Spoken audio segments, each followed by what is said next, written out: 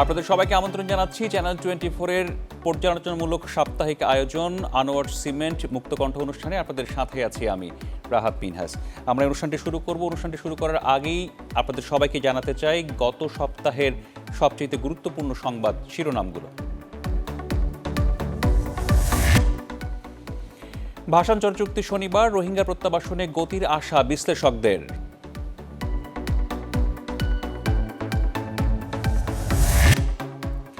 করোনায় মৃতের সংখ্যা নামল এক অঙ্কে, নিয়ন্ত্রণে দক্ষিণ এশিয়ায় সেরা বাংলাদেশ।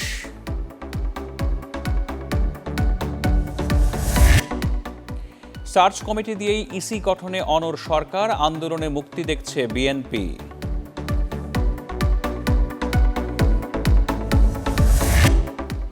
জাতীয় পার্টির মহাসচিব পদ নিয়ে লড়াই, শামীমকে ঘিরে বিভক্তি।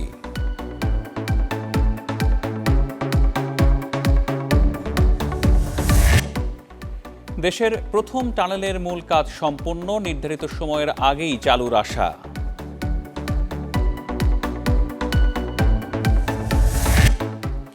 বিজ্ঞাপন ছাড়া বিদেশি চ্যানেল সম্প্রচারে পিছু হটবে না সরকার, আইনি নোটিশ।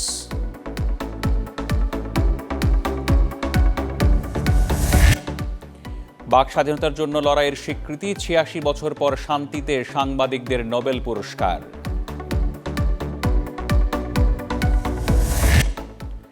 আফগানিস্তানে মসজিদে আত্মঘাতী বোমা হামলা, নিহত অন্তত ৫০ জন।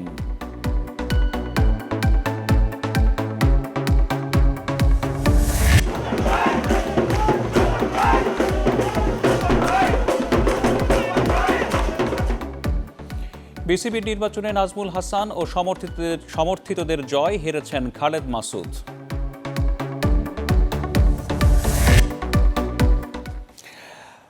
দর্শক, এই ছিল মূল ঘটনা প্রবাহ, অর্থাৎ গত সপ্তাহের আলোচিত সংবাদগুলো। আমরা এই সংবাদগুলো থেকেই বাছাই করা সংবাদ নিয়ে আলোচনা করতে চাই। আমাদের বিশেষ অতিথিরা আমাদের সাথে আছেন, একটু পরে আমরা তাদের কাছে যাব। তার আগে জানিয়ে রাখি, এই সংবাদগুলোর মধ্য থেকে আমরা 3টি সংবাদকে বাছাই করেছি আজকের আলোচনার জন্য।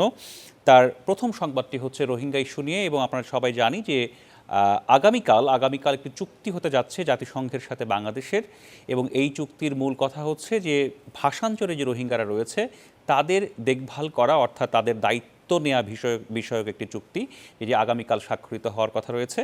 এবং এই চুক্তিটির সম্পর্কে আমাদের একটি সংবাদ রয়েছে, আমরা এই সংবাদটি একটু দেখে আসব, তারপরে আমরা আলোচনায় যাব। আমরা যাচ্ছি সেই সংবাদে। ভাষান্তরের দায়িত্ব অবশেষে বুঝে নিতে হচ্ছে জাতিসংঘকেই।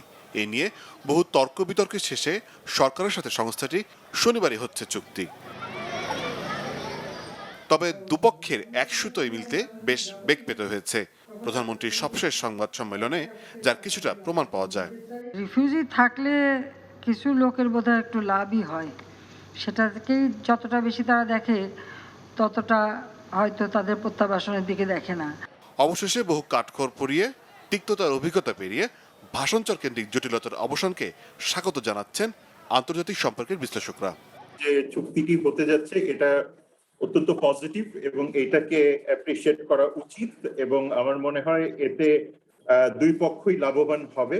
আর সবচেয়ে বড় কথা হলো যে রোহিঙ্গারা এতে লাভবান হবে, আর এটা রিপ্যাট্রিয়েশনে একটা ভূমিকা রাখবে। কারণ হলো যে এই ভাষান্তরে যারা আছে এদের স্কিলস থেকে শুরু করে এদের মধ্যে যে ওভারঅল হেলথ থেকে সিকিউরিটি থেকে সবকিছুই নিশ্চিত হবে। তবে সাম্প্রতিক ঘটনাবলী মাথায় রেখে রোহিঙ্গা ক্যাম্পের নিরাপত্তার উপর বিশেষ নজরদারি পরামর্শ এই বিশ্লেষকের। এই ওভারঅল সিকিউরিটির সাথে এক্সটার্নাল ফ্যাক্টরও জড়িত আছে। সেই ক্ষেত্রে আমাদের মনে হয় যে আমাদের বর্ডার সিকিউরিটি সিস্টেম আরো অনেক বেশি বিফ আপ করা প্রয়োজন হবে। আমার মনে হয় সরকার ওই দিকে বড় রকমের একটা মনোযোগ এই মুহূর্তে দিচ্ছেন। এদিকে দুদিনের সফরে শুক্রবার দুপুরে কক্সবাজার যান পররাষ্ট্র সচিব। বলেন, রোহিঙ্গা ক্যাম্পের সার্বিক পর্যবেক্ষণই সফরের উদ্দেশ্য। আমাদের কথা ছিল যে এখানে একটা এনটিএফ এর মিটিং করা হবে, প্লাস রিসেন্ট সময়ে যে সমস্ত ঘটনা ঘটেছে সেটার আলোকেও একটু গ্রাউন্ড সিচুয়েশন অ্যাসেসমেন্টেরও একটু দরকার আছে। আমাদের ফরেন মিনিস্ট্রিতেও নতুন একটা টিম কাজ করছে এটা নিয়ে। তো সবাইকে নিয়ে আমরা একটু ওখানকার লোকাল সিচুয়েশনটাকে অ্যাসেস করতে চাই। এদের সাথে কথাবার্তা বলে যাওয়ার আগে হয়তো কিছুটা বোঝা যাবে, বাট এখন তো ইনভেস্টিগেশন চলছে এখন। আইন শৃঙ্খলা সহ বিভিন্ন পক্ষের সাথে বৈঠক শেষে শনিবার ক্যাম্প পরিদর্শন করবেন পররাষ্ট্র সচিব। মোর্শেদ হাসিব, চ্যানেল 24, ঢাকা। আমরা এই বিষয়টি নিয়ে আলোচনা করতে চাই। এই বিষয়ে আলোচনা করার জন্য আমাদের সাথে যুক্ত আছেন আমাদের দুজন বিশেষ অতিথি। আমাদের সাথে আছেন জনাব নূর খান, মানবাধিকার কর্মী ও রোহিঙ্গা বিষয়ক গবেষক। আমাদের সাথে আছেন অধ্যাপক ডক্টর রহমান নাসির উদ্দিন, রোহিঙ্গা বিষয়ক গবেষক এবং শিক্ষক, চট্টগ্রাম বিশ্ববিদ্যালয়। আপনাদের দুজনকে আমন্ত্রণ জানাচ্ছি আমাদের আজকের আলোচনায়। আমি শুরুতেই আসতে চাই জনাব নূর খান আপনার কাছে। জনাব নূর খান, যে ঘটনাটি ঘটতে যাচ্ছে, অর্থাৎ জাতিসংঘের সাথে একটি চুক্তি এবং সেটা ভাষান্তরের রোহিঙ্গাদের দায়িত্ব নেওয়া প্রসঙ্গে, একসময় তো জাতিসংঘ রোহিঙ্গাদের ভাষান্তরে নিয়ে যাওয়া এবং সেই সকল নানা বিষয়ে তাদের আপত্তি ছিল। এই যে ঘটনাটি ঘটছে, অর্থাৎ একটা চুক্তি হতে যাচ্ছে, এটা এই রোহিঙ্গার পুরো যে পরিস্থিতি, পুরো যে ঘটনা প্রবাহ, আমি যদি সংকটই বলি, সমস্যাই বলি, এই পুরো ঘটনা প্রবাহটাকে কোন দিকে নিয়ে যাচ্ছে বলে আপনি মনে করেন?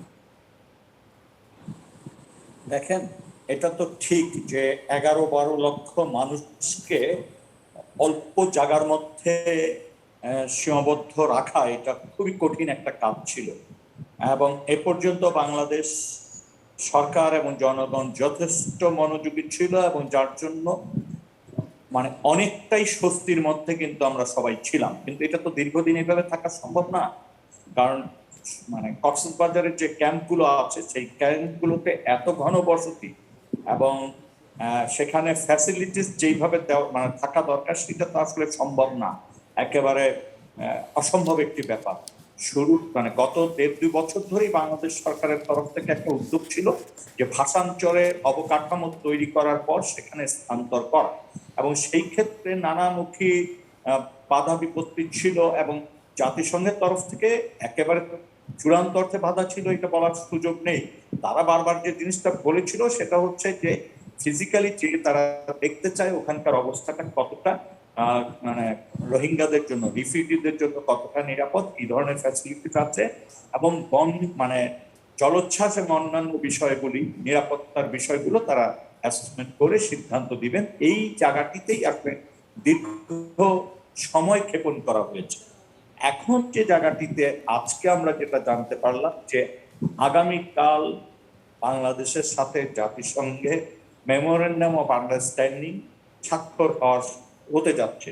তো এই স্বাক্ষর যদি হয় সেই ক্ষেত্রে যে সুযোগটি হবে সেটার প্রধানত লাভবান হবে যে সমস্ত রিফিউজিরা, অর্থাৎ রোহিঙ্গা যারা জীবন বাঁচাতে বাংলাদেশে আশ্রয় নিয়েছে, যাদেরকে বলপূর্বক তার ভিটামাটির থেকে উচ্ছেদ করেছে এবং একটা গণহত্যার মধ্য দিয়ে তাদেরকে বিতাড়িত করা হয়েছে এবং বাংলাদেশে আশ্রয় নিয়েছে, এই মানুষগুলি কিন্তু প্রধানত এখানে লাভবান হবে বা তারা একটু স্বাচ্ছন্দ্যে থাকতে পারবে। এটা আসলে এই যে কর্মযোগ্য যেটা ভাষান্তরে হয়েছে, যে ধরনের সুযোগ সুবিধা নিশ্চিত করা হয়েছে, এখানে যদি 1-1.5 লক্ষ লোককে এখানে শেল্টার দেওয়া যায় তাহলে আমার কাছে মনে হচ্ছে যে কিছুটা হলেও কক্সবাজারের যে ক্যাম্পগুলো আছে সেগুলি কিছুটা হলেও ঘনত্ব কমে আসবে, এবং এইখানে যারা আসবেন তাদের নিশ্চিত যে তাদের ফ্যাসিলিটিস কিছুটা বাড়বে। কিন্তু একটা বিষয় থাকবে,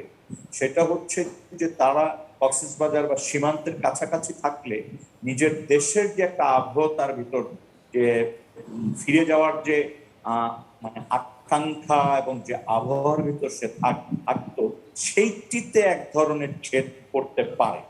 তবে এটা এই জন্য বলছি যে আসলে এখান থেকে তো বারবার গত 1-1.5 বছর আমরা 1 বছর ধরে লক্ষ্য করছি যে দল বেঁধে বেঁধে পালিয়ে যাওয়ার একটা চেষ্টা। সেখানে আসলে যে কারণেই পালিয়ে যাওয়ার ব্যাপারটি, সেটি অনেকটা কারণ হতে পারে যে সে অনেক দূরে আছে, আর একটা কারণ হচ্ছে এখানে যে ধরনের ফ্যাসিলিটিস সেইটা হয়তো এনশিওর, মানে যে ধরনের সুযোগ সুবিধাকে নিশ্চিত করা দরকার সেটা আসলে আমাদের পক্ষে একভাবে সেটা সম্ভব হচ্ছিল না। জনাব নূর খান, আমি একটু আমি একটু আপনাকে একটু থামাতে চাচ্ছি, আমি একটু পরে আবারও আপনার কাছে আসবো। আমি একটু অধ্যাপক ডক্টর রহমান আপনার কাছে আসতে চাই। জনাব নূর খান যে বিষয়টি পয়েন্ট আউট করার চেষ্টা করলেন যে আসলে যদি জাতিসংঘের চুক্তিটি হয়েই যায় এবং এখানে যদি রোহিঙ্গারা আরও ভালো অবস্থায় থাকা শুরু করেন, তাহলে আমাদের যে মূল চাওয়া, বাংলাদেশের যে মূল চাওয়াটা, সেটা হচ্ছে প্রত্যাবাসন।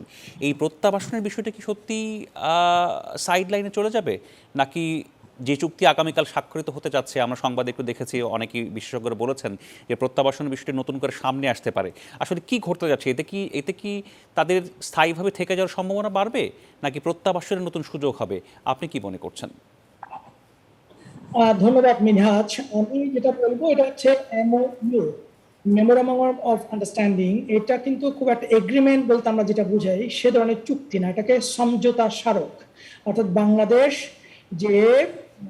যে প্রস্তুতি নিয়ে ভাষান্তরে 1 লক্ষ রোহিঙ্গাকে নিয়ে যাওয়ার যে প্রস্তুতি নিয়েছে এবং যে প্রক্রিয়া, যে কর্মসূচি নিয়েছে, সেখানে জাতিসংঘ এবং অন্যান্য আন্তর্জাতিক সাহায্য সংস্থাগুলোকে কেন সম্পৃক্ত করা হয়নি এ নিয়ে যে বিতর্কটা আছে, আগামীকালকে একটা সমঝোতা চুক্তি সমঝোতা স্মারক স্বাক্ষরিত হলে এই বিতর্ক থেকে আমরা বেরোলাম। এটা আমরা আমাদের জন্য সুসংবাদ যে জাতিসংঘ এই ভাষান্তর প্রকল্পের সাথে সম্পৃক্ত হল। এটা হচ্ছে একটা পয়েন্ট। 2 নম্বর হচ্ছে আমরা মনে করি যে এই রোহিঙ্গা, বাংলাদেশে যে প্রায় 1 লক্ষাধিক রোহিঙ্গা বসবাস করছে, বাংলাদেশ অত্যন্ত মানবিক কারণে তাদেরকে আশ্রয় দিয়েছে। এবং আপনি জানেন যে উখিয়া টেকনাফে 34টা ক্যাম্পে যে পরিমাণ, যে 11 লক্ষাধিক রোহিঙ্গা থাকে, সেটা হচ্ছে একটা ওভার ক্রাউডেড। সেটা রোহিঙ্গাদের জন্য ওভার ক্রাউডেড, স্থানীয় জনগোষ্ঠীর জন্য ওভার ক্রাউডেড। বাংলাদেশ সরকার সেই লোডটাকে একটু আনলোড করার জন্য অ্যাটলিস্ট 1 লক্ষ রোহিঙ্গাকে প্রাথমিকভাবে ভাষান্তরে স্থানান্তরের যে প্রক্রিয়াটা শুরু করেছিল, সেটা শুরুতেই বিতর্কের মুখে পড়েছিল কয়েকটা কারণে।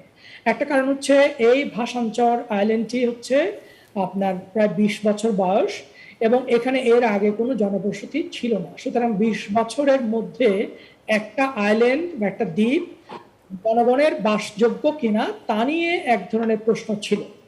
এবং 5টি বা 6টি আন্তর্জাতিক মানবাধিকার সংস্থার প্রতিনিধিরা এই ভাষাঞ্চল ভিজিট করার জন্য বাংলাদেশ সরকারকে একটা আবেদন করেছিল। এবং সেখানে আপনি জানেন যে অ্যামনেস্টি ইন্টারন্যাশনাল ছিল, হিউম্যান রাইটস ছিল, ফর্টিফাইড রাইটস ছিল, এরকম অনেকগুলো, এবং বাংলাদেশ সেটা অনুমতি দেয় না। এইটা একটা বিতর্ক তৈরি করেছিল। আর একটা হচ্ছে যে জাতিসংঘের শুরু থেকেই একেবারে বাধা দেয় নেই, কিন্তু আপত্তির জায়গাটা ছিল যে জাতিসংঘকে সম্পৃক্ত করার বিষয়ে। এবং এখানে আমরা এটা নিয়ে অনেক কথা বলেছি, আমরা বলার চেষ্টা করেছি জাতিসংঘ শুরু থেকেই যে ভাষান্তরের, রোহিঙ্গাদের স্থানান্তরের প্রক্রিয়ার বিরোধী ছিল। কারণ রোহিঙ্গাদের জীবন ঝুঁকির মধ্যে পড়ে যাবে, বন্যা, জলোচ্ছ্বাস, এগুলোতে। আমরা বলার চেষ্টা করেছি বাংলাদেশ ডিজাস্টার ম্যানেজমেন্টে পৃথিবীতে রোল মডেল। বাংলাদেশ নিশ্চয়ই তার যে আশ্রয় দিয়ে রোহিঙ্গা, 11 লক্ষাধিক রোহিঙ্গাকে আশ্রয় দিয়ে যে সুনাম অর্জন করেছে বিশ্বব্যাপী, তার মধ্যে 1 লক্ষ রোহিঙ্গাকে দ্বীপে নিয়ে ঝুঁকির মধ্যে ফেলে দেবে না। কিন্তু এই জায়গায় জাতিসংঘ গোড় ধরে বসেছিল। কিন্তু বাংলাদেশের একটা চমৎকার ডিপ্লোমেসি এখানে কাজ করেছে, যে কারণে আমরা জানি যে ফেব্রুয়ারিতে একটা টিম যায় সেখানে। মার্চের 17 তারিখে জাতিসংঘের একটা প্রতিনিধি যায় 18 সদস্যের। তারা দেখে এসে ভিজিট করে তারা একটা মতামত দিয়েছে, যেটা পজিটিভ মতামত দিয়েছে। ফেব্রুয়ারিতে ওআইসির একটা প্রতিনিধি যায়। আবার এপ্রিলে 10টা দেশের ডিপ্লোমেটসরা সেখানে যায়। যাওয়ার পরে সবাই একটা মতামত দিয়েছে। এবং এই যে চুক্তিটা, এই যে স্মারকটা কালকে স্বাক্ষরিত হবে, এটা কিন্তু অগাস্টের শুরুর দিকে হওয়ার কথা ছিল। কিন্তু এখানেও জাতিসংঘ নানান ধরনের শর্ত দিয়েছে। কি শর্ত দিয়েছে সেগুলো অফিসিয়ালি এখনো ডিসক্লোজ করা হয় নাই, কিন্তু আমরা যারা রোহিঙ্গা নিয়ে গবেষণা করি আমাদের কাছে কিন্তু এই শর্তের কিছু কিছু বিষয় কিন্তু আমরা জেনেছি। এবং আমরা জেনেছি সেখানেও কিন্তু জাতিসংঘ নানান ধরনের শর্তের বেড়াজালে বাংলাদেশকে আটকানোর চেষ্টা করছে। বাংলাদেশ অনেক কিছু ছাড় দিয়ে হলো জাতিসংঘকে সম্পৃক্ত করছে। আমি শেষ পয়েন্টটা বলবো এইভাবে, এই 1 লক্ষ রোহিঙ্গাকে ভাষান্তরে নেয়া না নেয়া, আপনি জানেন যে ডিসেম্বর 3 তারিখ থেকে শুরু হয়েছিল 2020-এর এপ্রিল পর্যন্ত স্থানান্তর চলেছে। বেশ কয়েক দফায় এখনো পর্যন্ত মাত্র 18,521 জনকে স্থানান্তর করা হয়েছে। 1 লক্ষ স্থানান্তর আরো কত সময় লাগবে তা নিয়ে প্রশ্ন আছে। আবার এটাও প্রশ্ন আছে যে রোহিঙ্গাদের মধ্যে প্রতি বছর 34,000 শিশু জন্ম নেয়। এবং তার মধ্যে যদি আপনি মর্টালিটি রেট বাদ দেন অ্যারাউন্ড 30,000 করে জন্ম হয়, তাহলে গত 4 বছর সেখানে 1,20,000 অলরেডি জন্ম নিয়েছে। এখন ওই 1,20,000 যেখানে জন্ম নিয়েছে সেখান থেকে 1 লক্ষকে আপনি শিফট করলে আসলে সেখানে কতটা লোড হবে আনলোড হবে এগুলো নিয়েও নানান বিতর্ক আছে। আমি সংক্ষেপে শুধু এটা বলবো, প্রত্যাবাসন প্রক্রিয়ার সাথে এই ভাষাঞ্চরে 1 লক্ষ রোহিঙ্গা নিয়ে যাওয়া এটার সাথে খুব বেশি আন্তঃসম্পর্ক আমি অন্তত দেখি না। কারণ যদি প্রত্যাবাসন প্রক্রিয়া শুরুও হয় তাহলে যারা ওখানে 10 লক্ষ 11 লক্ষ এখনো আছে ওখান থেকে শুরু হলো, এবং প্রত্যাবাসন প্রক্রিয়া কিন্তু চলবে অনেক দিন ধরে। পরবর্তী পর্যায়ে যদি মানে মিয়ানমার যদি একটা আন্ডারস্ট্যান্ডিং আসে, আমরা ভাষাঞ্চলের রোহিঙ্গাদেরকে আস্তে আস্তে আমরা ফিরিয়ে নিয়ে যাবো। আমার মনে হয় না এটা ভাষাঞ্চলের রিলোকেশনের কারণে প্রত্যাবাসন প্রক্রিয়ায় কোনো ধরনের ব্যাঘাত ঘটবে। তবে প্রত্যাবাসন প্রক্রিয়া কবে আমরা শুরু করব সেটাই বড় প্রশ্ন। এটা এটা এটা নিশ্চিতভাবেই বড় প্রশ্ন যে প্রত্যাবাসন প্রক্রিয়া কবে শুরু হবে সেটা নিয়ে তো আমরা আসলে সবাই চিন্তিতই বলা যায়। তবে স্যার আপনি একটা বিষয় উল্লেখ করছেন যে জাতিসংঘ হয়তো আবারও অনেক কিছু বিধিনিষেধের বেড়াজালে বাংলাদেশকে আটকাতে পারে। এটা হয়তো এখনও কারোরই জানা নেই যে আসলে কি শর্তের ভিত্তিতে এই সমঝোতা স্মারকটি সই হতে যাচ্ছে। আমরা হয়তো পরবর্তীতে এই বিষয়ে হয়তো জানতে পারবো এবং সেই বিষয়গুলো নিয়ে হয়তো পরবর্তীতে আপনার সাথে আলাপ করতে পারবো। স্যার আমি আপনার কাছে আবার ফিরছি, আমি একটু আসতে চাই জনাব নূর খান আপনার কাছে। জনাব নূর খান, যে বিষয়টি স্যার উল্লেখ করছিলেন যে জাতিসংঘ বিভিন্ন শর্তের বেড়াজলে বাংলাদেশকে বাঁধতে চাচ্ছে। আসলে এই সংকটটি মিয়ানমারের সংকট, মিয়ানমারে গণহত্যা সংগঠিত হয়েছে, মিয়ানমারে মানবতা বিরোধী অপরাধ সংগঠিত হয়েছে এবং তার দায় এসে পড়েছে বাংলাদেশের উপরে। এখন বিশ্ব সম্প্রদায়ের তো কোনো ধরনের আমরা উদ্বেগ দেখছি না, এবং অনেকটা বলাই যায় যে দিনে দিনে বিশ্ব সম্প্রদায় আরও নিষ্ক্রিয় নিষ্প্রভ হয়ে যাচ্ছে। আবার এদিকে রোহিঙ্গা নেতা, যিনি একজন নেতা ছিলেন মহিবুল্লাহ, তাকে হত্যা করা হয়েছে এবং নিরাপত্তা ইস্যু নিয়েও আমরা নানা ধরনের সংকটের মধ্যে পড়ে আছি। আগামীতে হয়তো সংকটটা আরও বাড়বে। তাহলে সার্বিকভাবে আসলে কী ঘটতে যাচ্ছে পুরোপুরি এই সংকটটি নিয়ে? এর তো সমাধানের কোনো পেছন বা সামনের কোনো অংশ আমরা দেখতে পাচ্ছি না। কি ঘটতে যাচ্ছে নূর খান? দেখেন, প্রথম হচ্ছে যে জাতিসংঘের যে বিষয়টি বললেন সেখানে তো আসলে এক ধরনের জটিলতা তৈরি হয়েছিল এবং নানান ধরনের শর্ত আরোপের মধ্য দিয়েই সম্ভবত আমাদেরকে কিছু জায়গায় ছাড় দিয়ে একটি সমঝোতায় পৌঁছাতে হচ্ছে।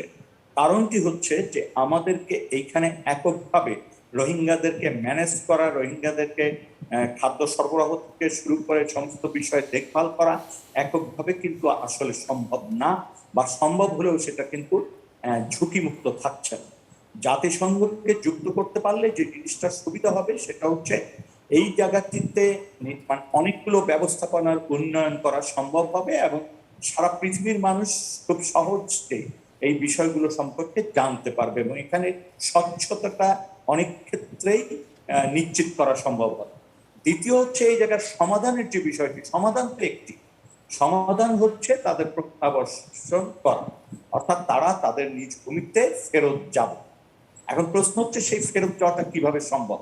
এটা তো ঠিক যে চাইলেই আমি বললেই তারা ফিরে যাবে বা আমি জোর করে তাদের ফিরিয়ে দেব, এটা কিন্তু সম্ভব না।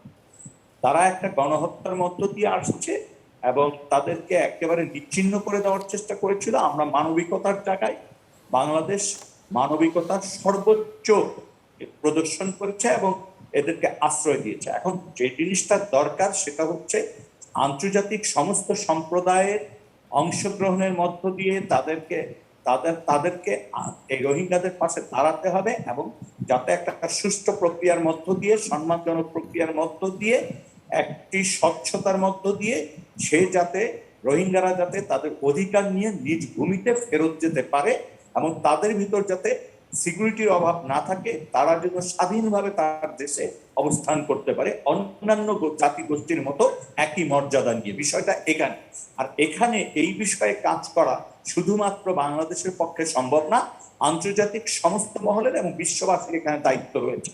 এবং আমরা যেটা কথায় অনেক সময় বলে ফেলি যে বিশ্ববাসী কোনো দায়িত্ব পালন করছে না, আমার কাছে কাজ করতে যে এটা কখনো মনে হয়নি যে দায়িত্ব মন্থর গতি বলতে পারি। দায়িত্বের অনেক ক্ষেত্রে আমরা যেভাবে, কারণ বিষয়টা আমরা তো খুব দ্রুত বিষয়টা নিষ্পত্তি চাচ্ছি। জনাব নূর খান, আমি একটু আপনাকে থামাতে চাচ্ছি, আসলে আমাদের একটু সময় স্বল্পতাও রয়েছে। আমি একটু ছোট্ট করে জানতে চাই, এটা আমার আসলে একেবারেই জানার একটা আগ্রহ, আগামী 6 মাস, 1 বছর বা 2 বছরের মধ্যে কি আপনি এই সংকটের কোনো একটা সমাধানের কোনো কিছু দেখতে পান? দেখেন, এই টাইম লিমিটেশন এখানে সীমিত করে দেওয়া ঠিক হবে না। আমি মনে করি যে এইটি পরিস্থিতি বিবেচনা এবং কার্যক্রমের মধ্য দিয়ে এটি শুরু হতে পারে যে কোনো সময়। আর মহিবুল্লাহর হত্যাকাণ্ডের মধ্য দিয়ে যে বিষয়টি এক ধরনের আস্থা, অনাস্থা, অবিশ্বাস এবং এবং ভীতিকর একটা পরিস্থিতি ক্যাম্পগুলোতে বিরাজ করছে, এবং সেইখানে দৃশ্যমান কিছু উদ্যোগ এই মুহূর্তে যদি গ্রহণ করা না যায় এবং খুব দ্রুততম সময়ের মধ্যে যদি কিলারদেরকে আটক না করা যায়, তাহলে যে সমস্যাটা দাঁড়াবে সেটা হচ্ছে রোহিঙ্গাদের ভিতরে এক ধরনের অনাস্থা তৈরি হবে, বিশ্বাসের অভাব দেখা দেবে, যেটা কিন্তু সমস্ত প্রক্রিয়াকে ক্ষতিগ্রস্ত করতে পারে। জনাব নূর খান, আমি একটু আপনাকে থামাচ্ছি এখানে। আমরাও এই বিষয়ে একমত যে আসলে মহিবুল্লাহ হত্যাকাণ্ড নিশ্চয়ই এই রোহিঙ্গা সংকটকে আরও হয়তো সংকটটি ঘনীভূত করেছে।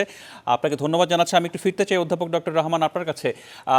রোহিঙ্গাদের ভাষান্তরে নিয়ে যাওয়ার যে প্রক্রিয়া, সেটাও নানা কারণে আলোচিত হচ্ছে, কারণ ভাষান্তর থেকে রোহিঙ্গারা পালাতে পারে, ওখান থেকে তারা নৌপথে অন্যান্য দেশে যাওয়ার চেষ্টা করতে পারে, তার একটি সংকট রয়েছে। একই সাথে নিরাপত্তা সংকট নতুন করে সামনে এসেছে মুহিবুল্লাহর প্রেক্ষাপটে। আপনি কি মনে করেন জাতিসংঘের সাথে যে সমঝোতা স্মারক স্বাক্ষরিত হতে যাচ্ছে, এই সমঝোতা স্মারক স্বাক্ষরিত হলে সার্বিকভাবে কোনো অবস্থার পরিবর্তন ঘটতে পারে? একটা পরিবর্তন ঘটবে, আমি নিরাপত্তার জায়গাটা আমি বলবো না, আমি বলবো যে একটা পরিবর্তন ঘটবে, সেটা হচ্ছে ভাষান্তরে রোহিঙ্গাদের যাওয়ার যে অনাগ্রহ, সেই জায়গাটায় আগ্রহ তৈরি হবে, কারণ জাতিসংঘ সম্পৃক্ত হলে রোহিঙ্গাদের মধ্যে একটা আস্থার জায়গা আসবে, এটা একটা। আর মহিবুল্লাহ হত্যাকাণ্ডের সাথে ভাষান্তরে যাওয়া না যাওয়ার খুব একটা বেশি সম্পর্ক সে অর্থে নাই। তবে এটা ঠিক যে ক্যাম্পের মধ্যে যে একটা একটা একটা মানে হত্যাকাণ্ড, বিশেষ করে তাদের একটা জনপ্রিয় নেতা হত্যাকাণ্ডের পরে সাধারণ মানুষের মধ্যে, সাধারণ রোহিঙ্গাদের মধ্যে এক ধরনের আস্থাহীনতা বা তাদের একটা আস্থার জায়গা ছিল, সেই জায়গাটা খানিকটা নড়বড় হয়েছে, এটা বলা যায়। তবে আমি এখানে আপনাকে যেটা বলবো, আপনি যে রোহিঙ্গারা পালিয়ে যাচ্ছে বা রোহিঙ্গারা ভাষান্তর থেকে নৌকা যুগে অন্য দেশে চলে যাচ্ছে, অদ্ভুত কারণে জাতিসংঘ এই সমঝোতাতে যেসব শর্তগুলো জুড়ে দিচ্ছে, তার মধ্যে একটা হচ্ছে অবাধ চলাচলের স্বাধীনতা, এবং এইটা জাতিসংঘ, এটা নিয়ে বাংলাদেশ সরকার, এটা আমরা রিসার্চের জায়গা থেকে জানি, আমরা এটা অফিসিয়ালি ডিসক্লোজ হয় না, কিন্তু এটা নিয়ে অনেক দেন দরবার হয়েছে। বাংলাদেশ শেষ পর্যন্ত, এটা জাস্ট অসমর্থিত সোর্স থেকে বলছি, একটা জায়গায় রাজি হয়েছে, জরুরি চিকিৎসার কারণে যদি দরকার হয় তখন তাদেরকে সব ধরনের সেবা ধরনের, কিন্তু এভাবে অবাধ চলাচলের স্বাধীনতার প্রশ্নটা বাংলাদেশের জাতিসংঘ থেকে জোর দেওয়া হয়েছে।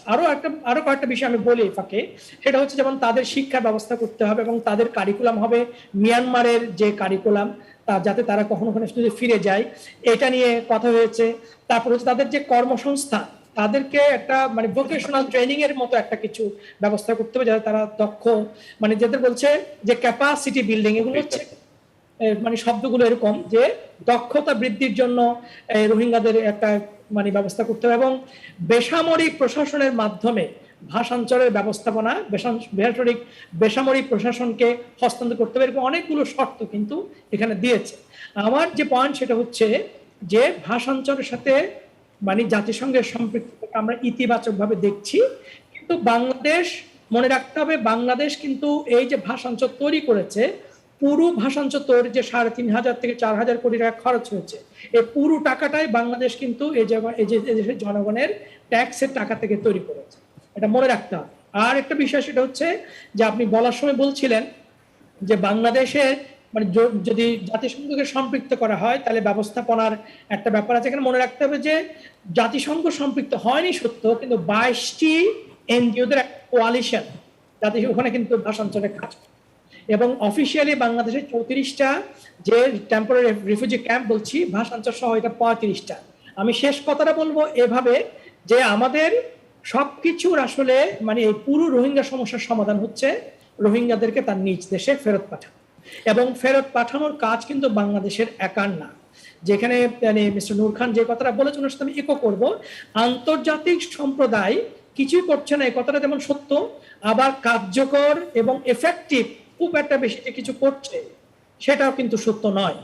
কারণ হচ্ছে বাংলাদেশের উপরে যে লেভেলের চাপ দিচ্ছে, ভাষাঞ্চলে সম্পৃক্ত হওয়ার জন্য যে ধরনের চুক্তি, যে ধরনের শর্ত দিচ্ছে, কিন্তু মিয়ানমারের যে রাখাইনের পরিস্থিতি ডেভেলপ করার জন্য, রাখাইনের রোহিঙ্গারা ফেরত যাবে, তাদের নাগরিকত্ব দেওয়ার ব্যাপারে, তাদের জীবনের নিরাপত্তা দেওয়ার ব্যাপারে, তারা যে বসতভিটা ফেরে আসছিল সেটা কিভাবে তাদের ফেরত দেওয়া হবে, কোনো ধরনের প্রস্তুতি মিয়ানমার নিচ্ছে কিনা তার কোনো তদারকি, কোনো কনসার্ন আমরা আন্তর্জাতিক কমিউনিটির কাছ থেকে দেখছি না, যেটা খুবই দুঃখজনক। অধ্যাপক ডক্টর রহমান ঠিকই বলেছেন, আসলে এটা এই বিষয়টা নিয়ে সবারই দুশ্চিন্তা যে যদি বিশ্ব সম্প্রদায় একসময় যদি রোহিঙ্গাদের ভুলে যায় এবং বিশ্ব সম্প্রদায় যদি একসময় আর সংবেদনশীল না থাকে রোহিঙ্গাদের প্রেক্ষাপটে, তাহলে তো রোহিঙ্গা এই পুরো সম্প্রদায়টি, এই যে 11 লাখ মানুষ, তারা চিরতরে বাংলাদেশের বোঝাতে পরিণত হতে পারে। স্যার, আপনি কিছু বলতে চাচ্ছিলেন স্যার? হচ্ছে বিশ্ব সম্প্রদায় রোহিঙ্গাদের প্রতি সংবেদনশীল নয়, বিষয়টা কিন্তু তা নয়, যথেষ্ট সংবেদনশীল, কিন্তু মিয়ানমারে যাওয়ার ব্যাপারে, মিয়ানমারে প্রত্যাবাসনের ব্যাপারে তাদের কোনো ধরনেরই খুব একটা প্রোঅ্যাক্টিভ কোনো রোল আমরা দেখছি। অসংখ্য ধন্যবাদ স্যার, আপনার কথা বুঝতে পেরেছি যে আমি বলতে চাচ্ছিলাম যে আসলে আগামীতে যদি এরকম সংবেদনশীল না থাকে তাহলে কি হবে। যাই হোক, অসংখ্য ধন্যবাদ স্যার। আসলে আমাদের হাতে সময় স্বল্পতা রয়েছে, যার কারণে আজকে এই আলোচনাটিকে আমরা আর বাড়াতে পারছি না। আমি অসংখ্য ধন্যবাদ জানাচ্ছি জনাব নূর খান, মানবাধিকার কর্মী ও রোহিঙ্গা বিষয়ক গবেষক। ধন্যবাদ জানাচ্ছি অধ্যাপক ডক্টর রহমান নাসিরউদ্দিন আপনাকে। আপনারা দুজন আমাদেরকে সময় দিয়েছেন এবং গুরুত্বপূর্ণ মতামত দিয়েছেন, এই জন্য আপনাদের দুজনকেই অসংখ্য ধন্যবাদ জানাচ্ছি।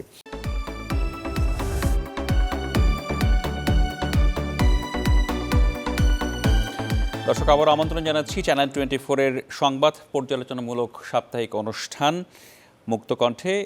আমাদের এই অনুষ্ঠানের এখন আমরা কথা বলতে চাই করোনা পরিস্থিতি নিয়ে।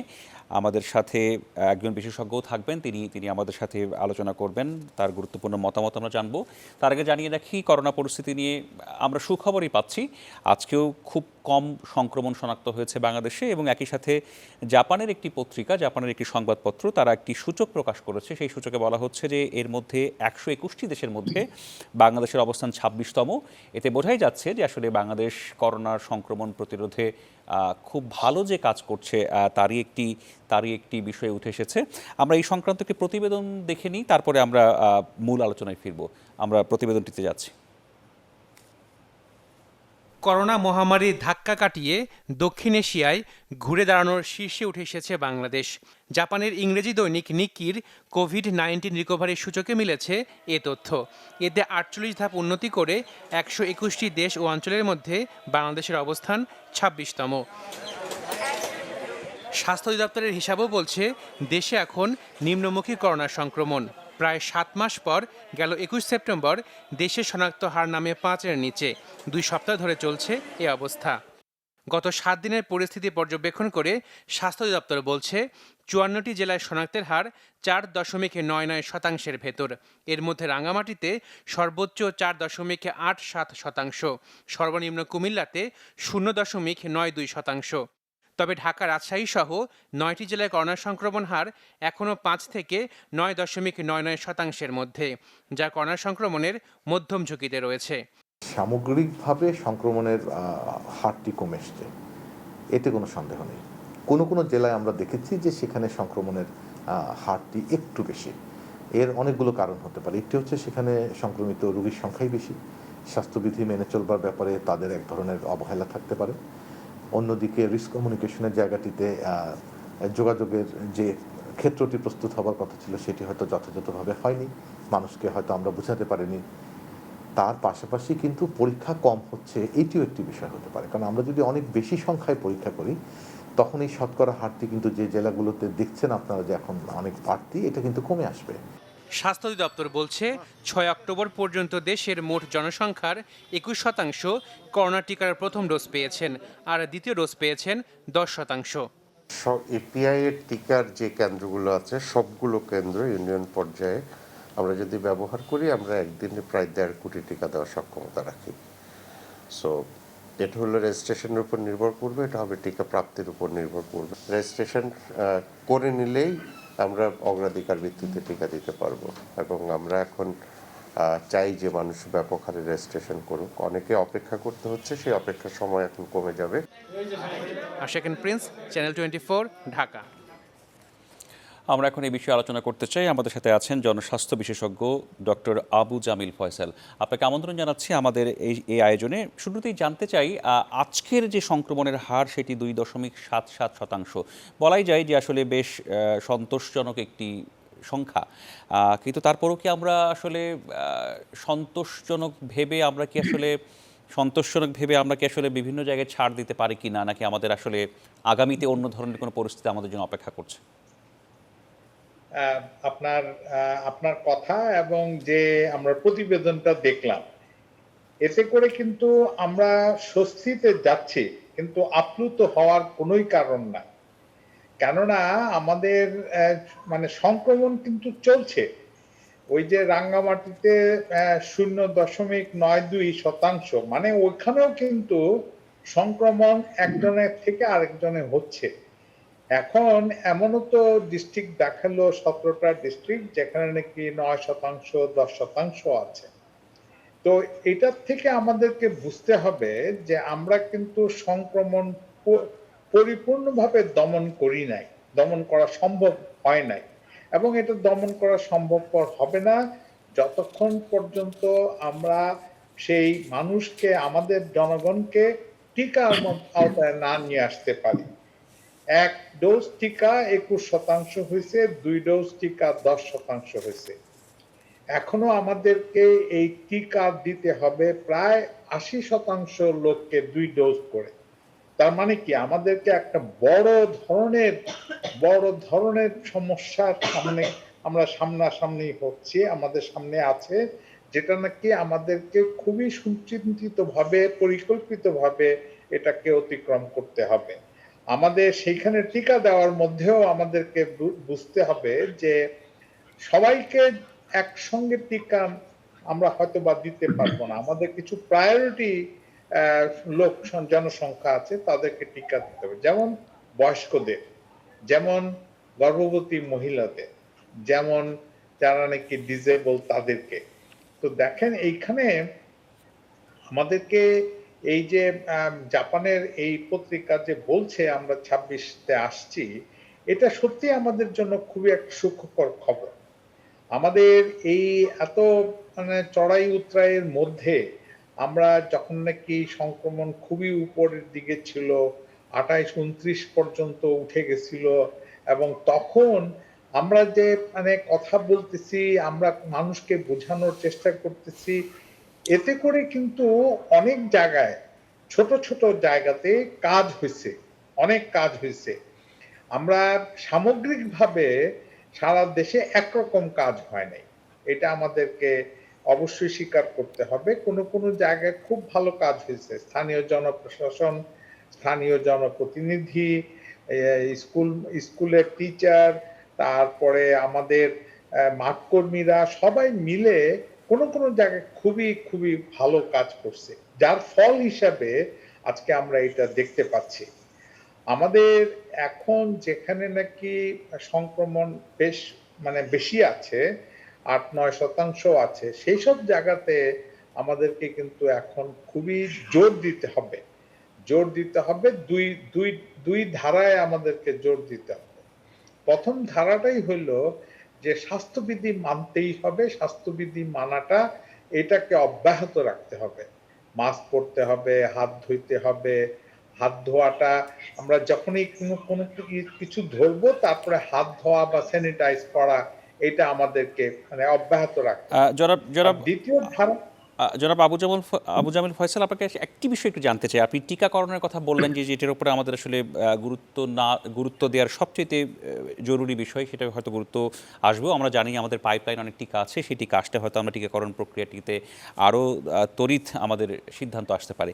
আমি আরেকটি বিষয় একটু জানতে চাই আপনার কাছে, যে এই যে বর্তমানে যে অনেকটা স্বস্তির সময়ই বলা যায়, এত সংক্রমণ কম হার নিয়ে আমরা পরিস্থিতিতে আছি, এই পরিস্থিতিটাকে ধরে রাখা, এই পরিস্থিতিটাকে বজায় রাখা, এটা বজায় রাখতে আসলে কোন কোন বিষয়ে আমাদের কোন বিষয়টিকে নজর দেওয়া প্রয়োজন? নিশ্চয়ই স্বাস্থ্যবিধি মানার প্রক্রিয়া থাকবেই।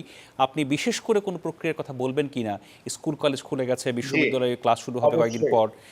সার্বিকভাবে আসলে আমরা যাতে আবারও একটা তৃতীয় ঢেউয়ের মধ্যে না পড়ি, সেখান থেকে বাঁচতে আসলে আমাদের কি কি করণীয়? রাইট। আমাদের কিন্তু ওই জিনিসটাও কিন্তু মাথায় রাখতে হবে যে আমাদের দেশে সংক্রমণের হারটা কমে গেল, কিন্তু পৃথিবীর বহু দেশে কিন্তু এখনো সংক্রমণ অনেক বেশি আছে, এবং এটা কিন্তু বৈশ্বিক ব্যাপার, মানে সারা পৃথিবীময় ব্যাপার। তো দেয়ারফর ওই সব জায়গা থেকে লোক চলাচল করতেছে, আসছে, যাচ্ছে, এবং সেইখান থেকে যদি সংক্রমণ আবার চলে আসে, মানে অন্য ধরনের স্ট্রেইন যদি চলে আসে, তাহলে তো আবার সেই ঢেউয়ে পড়তে হবে। সেই জন্য আপনি নিজেই বললেন যে আমাদের স্বাস্থ্যবিধি মানতে হবে এবং এটাকে অব্যাহত রাখতে হবে। দ্বিতীয় যে কাজটা করা উচিত, মানে টিকা ছাড়া দ্বিতীয় যে কাজটা করা উচিত সেটা হলো যে এখন যেখানেই সংক্রমণ হবে, আমরা পজিটিভ লোকজন পাবো, সেই পজিটিভ লোকজনদেরকে যদি আইসোলেশনে রাখা যায়, 14 দিন আইসোলেশনে, যেটা নাকি আমরা শুরু থেকে বলে আসছিলাম, কিন্তু যখন নাকি সংক্রমণ অনেক বেশি বেশি হচ্ছিল, আইসোলেশন সম্ভবপর হচ্ছিল না। এখন কিন্তু আইসোলেশন খুবই সম্ভবপর। আমরা যদি আইসোলেশনে রাখতে পারি, তাহলে সেই লোকগুলোর থেকে সংক্রমণটা ছড়াবে না, এবং সেই লোকগুলোর মধ্যে সেই মানে সেই ভাইরাসটা দমন হয়ে যাবে, মরে যাবে। তার মানে কি, আমরা সংক্রমণটা আরো নিচের দিকে নামায় ফেলতে পারবো। তো সেটা হলো 2 নম্বর কাজ, যে সংক্রমিত লোকটাকে আইসোলেশনে রাখা, আইসোলেশনে রেখে তাকে সেবা শুশ্রূষা করা, এবং দেখতে হবে যে সে যাতে করে না ছড়াতে পারে। আর তৃতীয় যে কাজটা, আগে যেটা আমরা বলছি, যে এখন একমাত্র আমাদের সবারই লক্ষ্য যে টিকাটা দিতে হবে। দেখেন পৃথিবীর বহু দেশেই এই টিকাটা যাতে করে 60-70% হয়ে যায় সেটারই চেষ্টা। ছোট দেশ, বড় দেশ, অস্ট্রেলিয়ার মতন দেখেন দেশে মানে কিছুদিন আগেও তাদের প্রায় শূন্যের কোঠায় ছিল, মাস 3 আগের কথা। হঠাৎ করে সেইখানে বাইরের থেকে লোকজন যায় এবং তাদের সংক্রমণ একদম হু হু করে বেড়ে যায়, এবং তখন তারা এই সংক্রমণের রোধকল্পে তারা কিন্তু টিকাটার উপরেই প্রধান জোর দেয়। তারা মানে 1 মাসের মধ্যে প্রায় মানে একদম লকডাউন দিয়ে 1 মাসের মধ্যে প্রায় 62% টিকা 2 ডোজ দিয়ে ফেলছে। তার মানে তারা লকডাউন করেছে সংক্রমণকে প্রতিরোধ করার সাথে সাথে, এবং একই সাথে তারা টিকাকরণটিও করেছে দ্রুততার সাথে আর কি। আসলে স্যার, আমাদের হাতে সময় একটু কম আজকে। আপনার মূল্যবান মতামতের জন্য ধন্যবাদ জানাচ্ছি ডক্টর আবু জামিল ফয়সাল, আপনাকে অসংখ্য ধন্যবাদ জানাচ্ছি। নিশ্চয়ই পরবর্তীতে এই বিষয়ে আলোচনার জন্য আপনার সাথে আমরা যুক্ত হব এবং আপনার গুরুত্বপূর্ণ মতামত আমাদের চ্যানেলের মাধ্যমে দর্শকদেরকে জানাতে পারবো। ধন্যবাদ। আমরা এবার আসতে চাই পরবর্তী প্রসঙ্গে। আমরা একটু কথা বলতে চাই শারদীয় দুর্গাপূজা নিয়ে। আমরা সবাই জানি যে দরজায় করা নাড়ছে শারদীয় দুর্গা উৎসব, এবং এই উৎসবকে ঘিরে সারা দেশে একটি উৎসবের আমেজ, এবং বিভিন্নভাবেই প্রতিমা তৈরি, প্রতিমা শিল্পীদের শেষ মুহূর্তের ব্যস্ততা এখন চলছে, মণ্ডপগুলোতে এখন চলছে শেষ মুহূর্তের সাজসজ্জা প্রস্তুতি। এবং আমরা জানি যে এই পুজোকে উপলক্ষে সারা দেশে যে উৎসবের আমেজ, সারা দেশের মার্কেট, শপিং মল, সেগুলোতেও নানা ধরনের আয়োজন আছে, এবং সেখানে কেনাকাটা থেকে শুরু করে সবকিছুই ঠিকঠাক মতো চলছে বলে আমরা এখনও জানি। এবং পুজোকে সামনে রেখে নিরাপত্তা ব্যবস্থাও বিভিন্নভাবে জোরদার করা হয়েছে। আমরা একটু পুজো নিয়ে কথা বলতে চাই, এই জন্য আমাদের সাথে যুক্ত হয়েছেন জনাব কাজল দেবনাথ। তিনি বাংলাদেশ হিন্দু বৌদ্ধ খ্রিস্টান ঐক্য পরিষদের প্রেসিডিয়াম সদস্য এবং বাংলাদেশ পূজা উদযাপন পরিষদের সাবেক সভাপতি। জনাব কাজল দেবনাথ, আপনি আমাকে শুনতে পাচ্ছেন? হ্যাঁ, আমি শুনতে পাচ্ছি। একদমই খুব ছোট্ট করে প্রথমে আপনাকে শারদীয় শুভেচ্ছা জানাই। আমাদের মহালয়া পার হয়ে গেছে এবং আমরা অপেক্ষা করছি শারদীয় দুর্গাপূজা শুরু হবে। শারদীয় শুভেচ্ছা আপনাকে। এবং একটি বিষয় জানতে চাই যে বর্তমান সময়টা আসলে অনেকটাই করোনার কারণে, করোনার যে পরিস্থিতি, সেই প্রেক্ষাপট থেকে অনেকটাই একটা ভালো সময়, শিথিল সময়, বা একটা সংক্রমণ থেকে আমরা সংকুচিত একটা সময় আমরা আছি। এই প্রেক্ষাপটে দুর্গাপুজোকে উৎসবের সাথে পালনের জন্য সারা দেশের পরিস্থিতি কেমন? আপনার কাছে নিশ্চয়ই তথ্য আছে, এবং জানতে চাই আপনি নিজে কিভাবে অনুভব করছেন এবারের দুর্গাপূজাকে। আপনার মাধ্যমে বাংলাদেশের সবাইকে অগ্রিম শারদীয় শুভেচ্ছা জানাচ্ছি।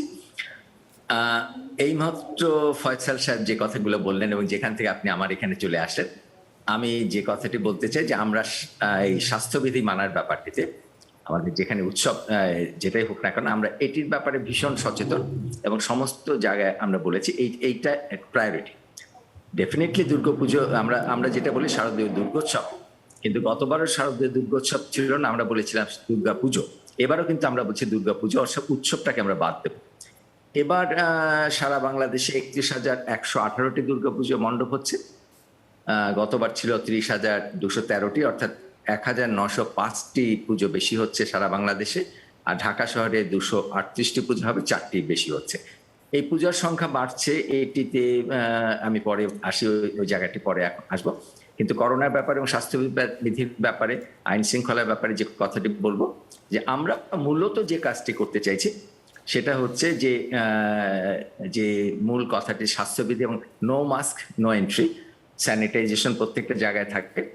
এবং হ্যাঁ, যেটা পারবো না, আমি একেবারে সোজাসুজি কথা বলছি, যে 3 মিটারের যে আমাদের 3 ফিটের যে ডিস্টেন্স, সেটা হয়তো মেনটেন করতে পারবো না, কিন্তু সমস্ত পুজো মণ্ডপে এই বিষয়টির ব্যাপারে আমরা সচেতন আছি। আমরা বাংলাদেশ পুজো উদযাপন পরিষদের তরফ থেকে 18 দফা প্রথমে দিয়েছি এবং পরে আরো 10 দফা আইন শৃঙ্খলা বাহিনী যারা আছেন, মাননীয় আমাদের স্বরাষ্ট্রমন্ত্রী, আইজিপি এবং কমিশনার সাহেবদের সাথে কথা বলে আরো 10 দফা 28 দফার একটি নির্দেশনা গেছে প্রত্যেকটি পূজা মণ্ডপে। আপনারা জানেন যে আমাদের সাথে একেবারে উপজেলা লেভেল পর্যন্ত প্রত্যেকটি পূজা মণ্ডপের সাথে আমাদের যোগাযোগ আছে।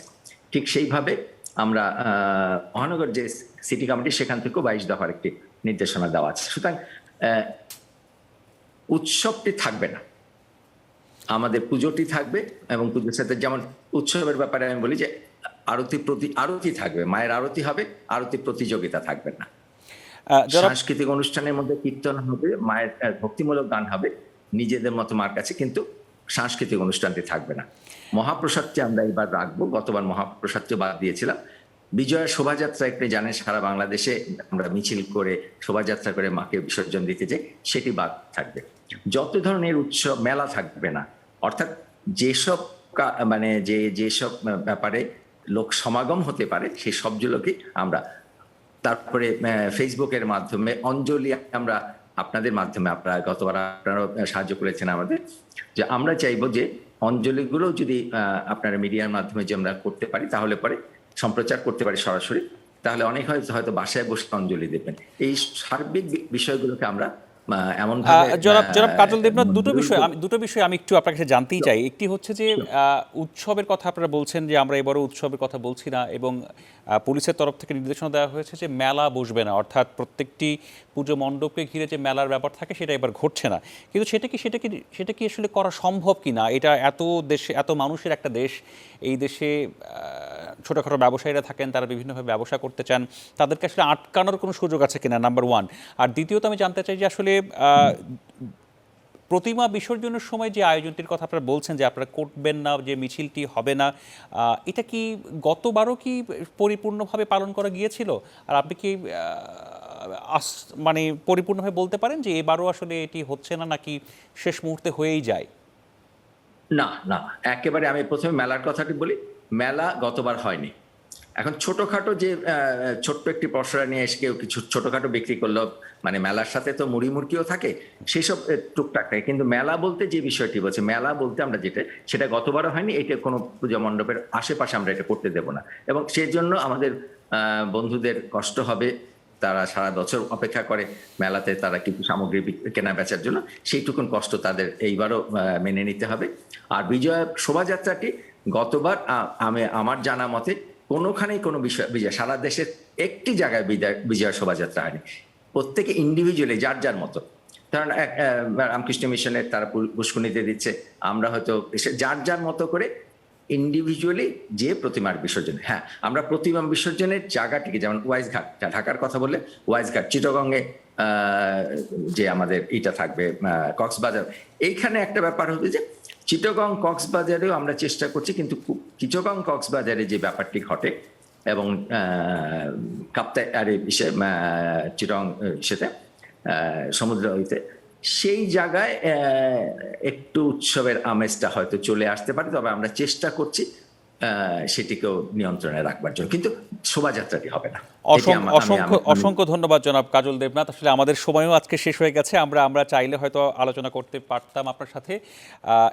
এই আলোচনাটি আপনি যে প্রত্যাশার কথা বললেন, অর্থাৎ বিসর্জনের যে শোভাযাত্রা সেটি এবারও হচ্ছে না, আমরা আশা করব সেটি হয়তো বজায় থাকবে, আপনি যে কথাটি জানালেন, এবং স্বাস্থ্যবিধি মানার যে বিষয়গুলো আপনি বললেন সেগুলো নিশ্চয়ই পূজা মণ্ডপগুলোতে বজায় থাকবে, এবং এরই মাধ্যমেই, অর্থাৎ এই স্বাস্থ্যবিধি মানার মাধ্যমেই এবারও হয়তো আমরা গতবারের মতো দুর্গাপূজার পুরো উৎসবটিকে পালন করতে পারবো। ধন্যবাদ জানাচ্ছি আপনাকে। দর্শক, এই ছিল আমাদের আজকের আয়োজন।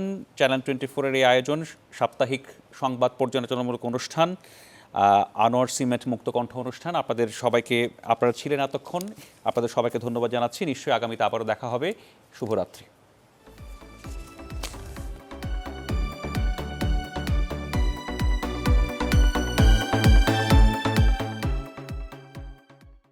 সব সময় সব দিকের সব খবর জানতে সাবস্ক্রাইব করুন চ্যানেল 24 ইউটিউব চ্যানেল।